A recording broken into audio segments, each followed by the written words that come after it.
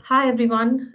This is Devyani. I think some of you had a slight technical glitch. So we are recording the earlier webinar again, probably without the polls. But that should give you a good flavor of most of the conversation that happened or the thoughts that were shared in the webinar earlier. So, just to get started, a little bit of introduction. Firstly, about the HR Tech Partnership. We are investment specialists in the people tech startup area. And we are different from almost any other VC firm or funding firm out in the market because A, we focus only on people tech startups. But more importantly, most of the investors have strong domain level expertise. So they either senior HRDs, non-exec directors, or corporate business leaders, but with a good experience and interest in the human capital space. We also have a two-step model of a fund and a crowd platform. What it means is probably the high net worth investors participate in the fund. Once the fund closes, we invest in a deal. It's then taken to a crowd platform, and then anyone, even if you have really small sums of money, but you are interested in investing in the HR tech space, you have the opportunity to do that. And the last thing we do is really advise corporates around digital innovation, the workplace, employee productivity, future of work, and human capital, etc. My own background is primarily has been in large corporates. I was a CHRO in some big businesses like Citibank, AT&T, Lucent, British Gas, Rolls-Royce, etc. So what I understand very well is how big enterprises work, how corporate HR functions operate. I think some of the limitations they have, the pressures they face, but also realistically, what is it they would look for? And I have been very international. So I've lived in China, Europe, Singapore, India, US. So my perspective really when we invest in startups is something that's really going to have a global application eventually. And as I said earlier, I now run an investment fund and also advise corporates on digital disruption. Now, the themes to be covered today are it's really four things primarily. The first is I wanted to share with you all some key results of a survey that was done around 6 months ago by Fraser Jones and the HR Tech Partnership. And this was 15,000 global HR professionals. It was around their understanding, attitude, and application of technology. And today, I just wanted to share a very few highlights about few aspects of around digital innovation that could be interesting, but would also give you a feel of how is everyone's reacting or feeling or doing in this space. Given what I do, which is really see startups day in and day out, also wanted to share with you which areas of people management are seeing more disruption, where is there more startup activity and innovation happening. Again, a few quick thoughts as to how digital innovation can really help people managers. And then lastly, I think a very important aspect of, it's all very well to read about these things or listen to webinars, but what can you actually do to understand and accelerate your own understanding of human capital digital innovations? So some really practical actions that you can take back and look at implementing. So the survey that we did of 15,000 global HR professionals, firstly, the view of technology was very positive. 95% strongly believe or moderately believe that new technology will allow HR to become more efficient and strategic. And so I think that's a big plus. And also, I think people understand that digitalization is going to have a big impact on staff. So 77% believe that it will strongly shape the future of work. So there's no doubt that people HR professionals are beginning to realize very strongly or become quite aware of the pace of change that is happening.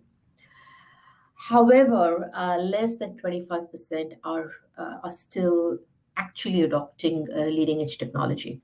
So if you look at the technology that's being used, the majority of them are using social media, they're using cloud-based technology, applicant tracking systems, software-based talent management.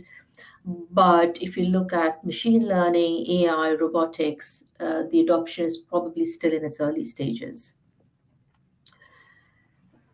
Even more nascent is the concept of innovation hubs or some kind of innovation activity, whether it is setting up an accelerator, or whether it is having an innovation fund. Probably the larger focus is on using HR tech startups, but more than 70% have said that they're actually not doing anything still around digital innovation in the human capital space. Some of the key factors that they've shared, which really don't help them, one is the lack of budget. And if you are working in an organization, you know that's a continuous pressure point.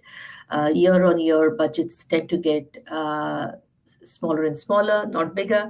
And the list of things that you need to do or need to spend your budget on is usually tends to get bigger and bigger. So that is a real concern.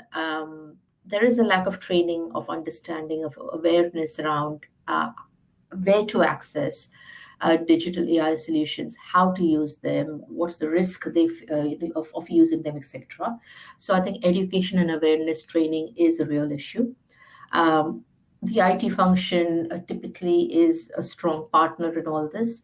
And again, I think IT functions are under a lot of pressure because of digital disruption happening across the business. And sometimes there is a lack of support from business leaders who don't quite understand that HR is not just a support function, or who don't understand the pace of change that's happening there. So some very, very real barriers that HR teams face, even if they are very willing or do strongly want to go ahead or get ahead around digital innovation. However, I think there's one aspect that personally raised some question marks for me. We had the question about, do you believe that increased use of technology undermines the human touch with HR? And I think almost 50% of HR professionals felt that actually technology undermines the human touch, and only about 55% felt that it doesn't. And I think what this shows is there is still a fair amount of either apprehension, or there's hesitation, or there is a lack of understanding, or there's a fear that HR is going to lose jobs because technology is going to replace them. So there is an element of probably getting to know this better and getting more familiar with it. Right now, it does feel like a threat to some HR professionals. So moving on then to how can digital innovation help people managers? Clearly, this is a topic by itself. There's lots that I can talk about it. Given the time that we have, I thought I would focus on three key areas, but also do it with the help of examples. So the first, I think the basic aspect that technology gets used for, it's to lower costs and to improve productivity. And digital solutions are no different. HR has had technology for over 25 years, starting with, I still remember when email first got introduced about 30 years ago, how exciting it was to get connected globally to people. And then, of course, you had the PeopleSofts, and then the Oracle and the SAPs and the cloud-based solutions and social media. So technology is not new. What is slightly different this time is two things. One is the speed with which changes are happening, and the speed with which data can be now processed is very different to the past. But the biggest game changer is really machine learning, because what machine learning enables you to do is really almost bypass a lot of the basic uh, analyzing tasks, work that HR professionals have spent time on. So let me give you two examples. Last year, we invested in a company called RotoGeek, which is around employee scheduling. Now, uh, doing employee rotas is a very old activity. So whether it's retail, whether it's logistics, I think it's been a big part of business operations. But what RotoGeek has done is it's come out with a solution that can, one is analyze data and look at trends and patterns. Now the patterns could be work patterns, and so it can predict, you know, peak load, offload, etc. It looks at employee patterns. So it can look at individual employees, their performance, how they've operated in the past, their preferences, and then it tries to match the two, and that can make a big difference. And it therefore enhances the whole use of it rather than just a admin task. It makes it an intelligent admin task then. The other example I thought I would share with you is a current investment company called Recruitment Smart. And Recruitment Smart do CV screening, and they use machine learning for that, and are able to screen up to 1 billion CVs per day. So, in terms of some statistics around cost and productivity, one of the big clients is Infosys, which is a global business with around 200,000 employees. And this is some of the stats that have been shared with us is time saved in scanning resumes was 53%. Some of the costs saved in sourcing were 37%. But of course, initial screening function, and that's where some of the biggest time gets spent in trying to make it a more realistic one. 60% of time was saved in that. So huge savings in cost and productivity are possible if you use AI-based digital solutions. However, personally for me, the biggest advantage of using digital products is really the impact it has on employee experience and engagement. Now, we're all very used to being treated as customers or consumers, whether it is booking a restaurant, whether it's travel, whether it's even ordering your shopping groceries online. No longer is it enough to just get what you want. I think it's really important that you get it quick, you get feedback, you get prompted if you've forgotten something, you are able to track. If you're waiting for some online shopping to come, you're able to track where things are. So I think the need to be treated as an individual, to get ongoing feedback, and also to be able to nudged into doing something is are features that now digital solutions can bring into HR products and solutions. And that has a huge impact on the employee experience.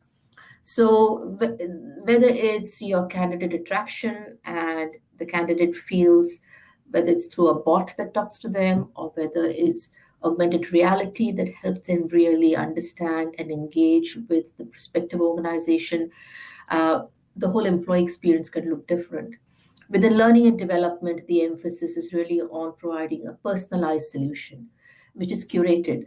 So, as an individual, if I prefer, let's say, reading a book rather than watching a video, then once my learning development plan is set and the content is set to me, it is then given in a manner that I'm most likely to receive. You see this in all aspects of the HR lifecycle right now.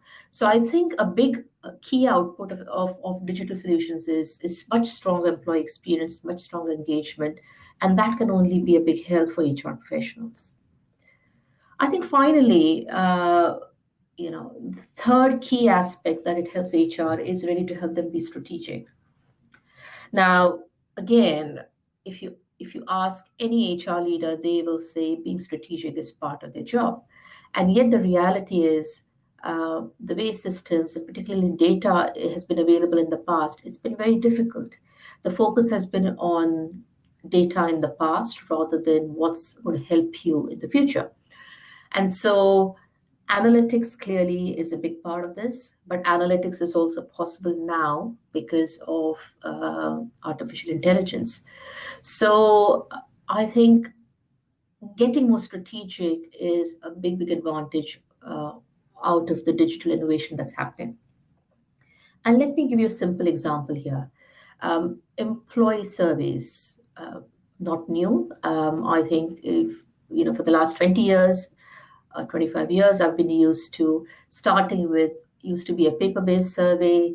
Then it became a little more system-based, but it still used to happen once in 2 years, which meant that HR teams, that amount of time you spend first in getting ready for the survey to be rolled out, and then in terms of analyzing results and what it meant was far, far more. It was almost a year by the time you then got around to then doing something about it.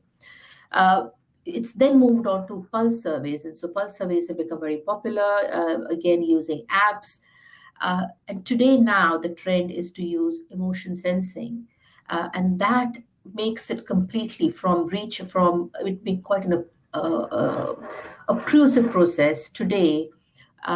Employees don't even have to participate in anything, and yet HR leaders can have the means to understand what's happening around employee morale, what is a risk area, but also some way of predicting where that could go.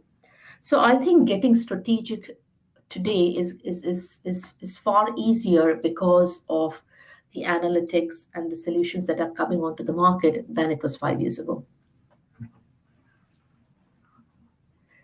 So in terms of trends, what are the areas of disruption? And again, this can be a separate topic, but if I were to summarize which people areas are seeing digital disruption, the number one is recruitment. Not surprising, because recruitment has always used technology, whether it's for speed, whether it's for costs, etc. Today, what is interesting is the number of solutions that address a particular pain point. So it's not a general solution. It's something that is very specific around either converting applicants to being to the next stage, or it could be the brand experience. It could be CV screening. It could be creating a marketplace. But recruitment continues to be a very, very busy area. And last year, I think there were more than 500 startups in the recruitment space itself. The second big area of activity is employee engagement, feedback, coaching. Again, technology is playing a big role here in making. I gave an example earlier of how things are moving on in terms of getting timely feedback, but also helping it become predictive. Digital coaching is catching on, and feedback in terms of continuous feedback is really what is important now, rather than feedback twice a year or infrequently. The third area that is seeing a fair amount of activity is the gig economy. Now, what do I mean by this? Earlier, the concept of the workplace meant full-time employees. So as an HR leader, when you were looking at your employee in the workforce, the key orientation was your permanent employees, and how do you attract them? How do you retain them? How do you engage them? Today, the proportion of your workforce that is freelancers or short-term, project-based, etc., is increasing very rapidly. At the last US elections, 40% of the voter population really were termed as giggers. And that's a huge proportion, and that's going up even more. So it's and what this population looks for is quite different from your permanent employees. So how you attract them, how you engage them, what are they looking for, what is satisfaction for them is very different. So a number of solutions that are coming up that actually concentrate firstly on this aspect of your workforce, but also how do you integrate that into your regular strategic planning process or your regular workforce planning. Learning and development is seeing now some interesting, ideas and coming up. Again, learning management systems are very old. You've always had some kind of computerized learning management systems. Today, the emphasis is firstly on the interface being very intuitive and making it interesting, on keeping the employee engaged, whether it's through the nudge theory or whether it's through reward. And the reward could be either your the normal ones that you see in terms of types of the restaurants, but also using tokens, bitcoins. That's the more innovative end of the spectrum. The solutions being really curated, and I gave an early example. It could be curated to individual style or to very specific areas that you're looking at. And that means it's also creating a marketplace. It's no longer about having just one provider work with you, it's a number of different providers. So I think this area is ripe for innovation. And the second one is wellness. Wellness is a big trend in organizations. And I'm seeing some really interesting solutions around financial wellness, physical wellness, and also mental health, which is top of the agenda today for many corporates. But the two areas probably I'm not seeing enough. One is performance management. I guess this is an age-old process, HR process, and yet I guess while some of it is getting covered through feedback and coaching, I'm not really seeing good solutions still that help a line manager when they really need help. So how do you have a difficult conversation? And a good solution to help you with that, for example. So probably more needed here. And then the second is diversity and inclusion. I am seeing solutions that are seeking to remove bias in the recruitment process, and I think that's great because that's the first step to creating a more diverse and inclusive culture. But I think after that, there are a number of other elements, and so and the need in organizations is very high for this. So, having seen all this, I guess the question is, if you are working in an organization or you are not really working in a startup, how can you understand innovation? What can help you do that? And I really wanted to talk about three things, which are practical, which are doable, which are actionable, which you can take back with you.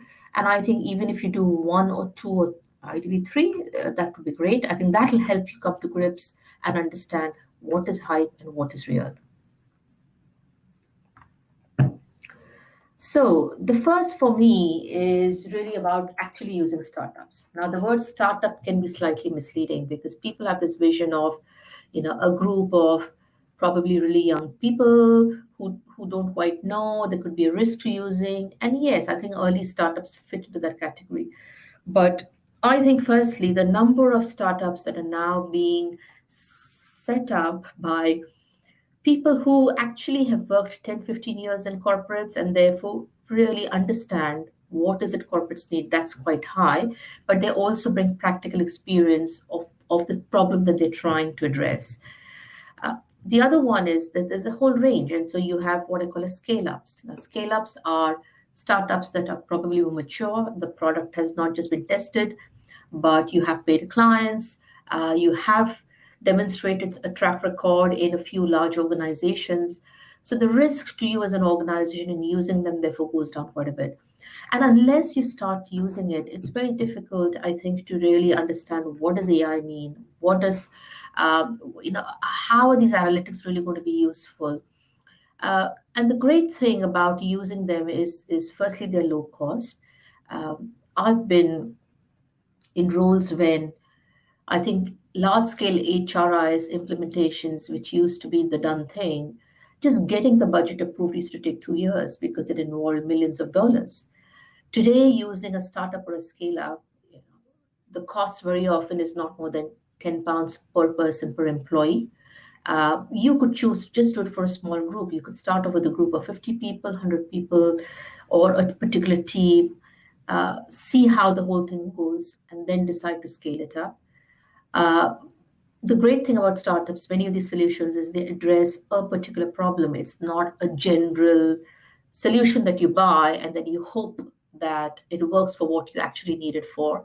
You can be very, very specific about what kind of a problem you're trying to rectify. And all of them really, invariably, all of them fit in with the existing HRI system. So using a startup or a scale up can be very simple, can be very easy, and that's the best way to get going. The second way is really about understanding innovation, is really to participate in an innovation hub. Now, an innovation hub is still a relatively new concept, and most organizations are doing it on the business side. So let's say you have telecoms companies. Telefonica is a good example where they bring in 50 to 100 startups in-house and then see how they're growing, what kind of solutions they come up with. And that helps them add those solutions to their product portfolio, to their solutions portfolio, or just become more competitive. But very few organizations are still looking at its application in the human capital space or in the HR space. And so the HR Tech Partnership operate an innovation hub, and I just wanted to help go through the proposition, which helps you understand what is it and how does it help. So what we do is we bring 3 to 5 corporates together who want to participate in an innovation hub, and each one of them sponsors a startup for 6 to 9 months. Now, all this is hosted by an established accelerator. And for those of you who are unfamiliar with the term accelerator, it really is almost an ecosystem. It's a hub where 50 to 100 or sometimes even a couple of hundred startups work, and they're provided with not just basic support of IT, real estate, but there's also an ecosystem made up of VCs, of mentors, which help them. And they also learn from each other. So it can be hugely beneficial and advantageous for a startup to be part of an accelerator. And what we typically do is clearly, because all this takes time, it takes expertise, and most corporate functions are not geared up for it. We program manage the whole thing, which helps. So we help to source the startup, we help to source the accelerator, and we manage the program for the 6 to 9 months. Now, usually the reasons why corporates participate in this is either they're looking for HR functions, they're looking for a particular pinpoint. For example, it could be recruitment, employee engagement, etc. And they're curious about a solution for a particular problem that they feel is more acute in their organization.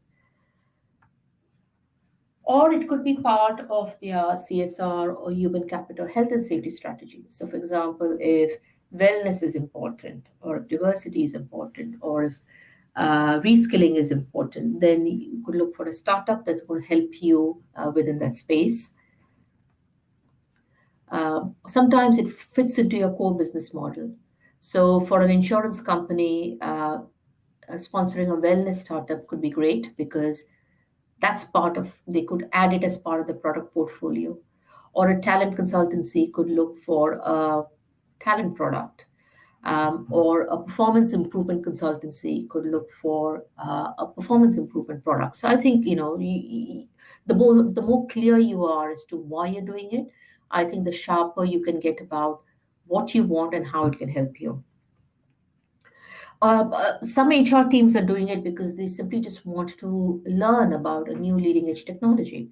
So blockchain is being talked about quite a bit, but it's very difficult as an HR professional to really understand what blockchain is. Of course, you can participate in the webinars that Digital HR does, or the modules they offer. But the other way to do it would be to sponsor a blockchain HR solution, incubate it in this as part of the incubation hub, and through that continuously learn about, from a very practical perspective, what it does, what it doesn't do. But finally, it's really, or it could be very generic about sponsoring innovation at the workplace. So I guess the reason this is getting interest from corporates is, firstly, I think it provides a learning and exposure for the wider team. When I've seen senior HR teams kind of, a corporate sponsors it, but the senior HR team then regularly spends time with the startup over a 6-month period, And via that, I think the whole future of work and what it means starts becoming clearer to the whole team. And therefore, it is also about upskilling them around emerging technology, about AI,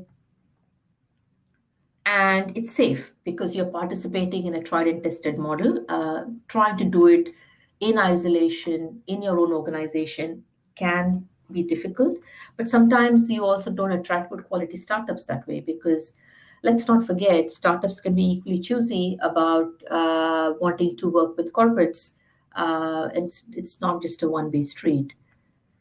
And of course, having the program management done through someone can save you time, but you also get cross-industry insights because the other corporates you're learning through their startups, corporates are learning from each other. So there's a lot of cross-industry insights you can get, and it also helps you enhance your corporate brand then around innovation.